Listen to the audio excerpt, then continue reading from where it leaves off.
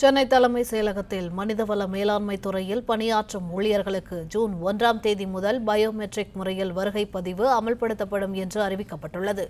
இது தொடர்பான கூடுதல் விவரங்களை எமது செய்தியாளர் மகேந்திரன் வழங்க கேட்கலாம். வணக்கம் மகேந்திரன், விவரங்கள் என்ன? மனிதவள மேலாண்மை துறையில் ஒரு முக்கிய உத்தரவானது பிறப்பிக்கப்பட்டிருக்கிறது. மனிதவள மேலாண்மை துறையில் சென்னை தலைமைச் செயலகத்தில் பணியாற்றக்கூடிய அரசு அலுவலர்கள், பணியாளர்கள் அனைவரும் வருகிற ஜூன் 1ஆம் தேதி முதல் பயோமெட்ரிக் முறையில் வருகை பதிவு செய்யப்படும் என்று உத்தரவிடப்பட்டிருக்கிறது. குறிப்பாக காலை 10 மணி அளவில் சென்னை தலைமைச் செயலகத்திற்கு அவர்களுக்கு உரிய நேரத்தில் சென்னை தலைமைச் செயலகத்திற்கு பணியாற்றக்கூடிய ஊழியர்கள், அரசு ஊழியர்கள், அலுவலர்கள் பணிக்கு வர வேண்டும் என்று ஏற்கனவே உத்தரவு பிறப்பிக்கப்பட்டிருந்தது. இந்நிலையில் தான் மனிதவள மேலாண்மை துறையில் பணியாற்றக்கூடிய ஊழியர்கள் வருகிற ஜூன் 1ஆம் தேதி முதல் அவர்களுக்கு பயோமெட்ரிக் முறையில் அவர்களுடைய வருகை பதிவு செய்யப்படும் என்று உத்தரவிடப்பட்டிருக்கிறது.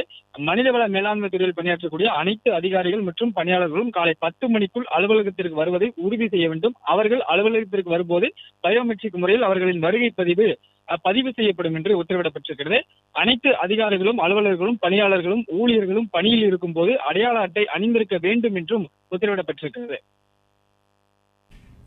பிளே ஸ்டோர் மற்றும் ஆப் ஸ்டோரில் இருந்து பாலிமர் செயலியை QR கோடு மூலம் பதிவிறக்கம் செய்யுங்கள்.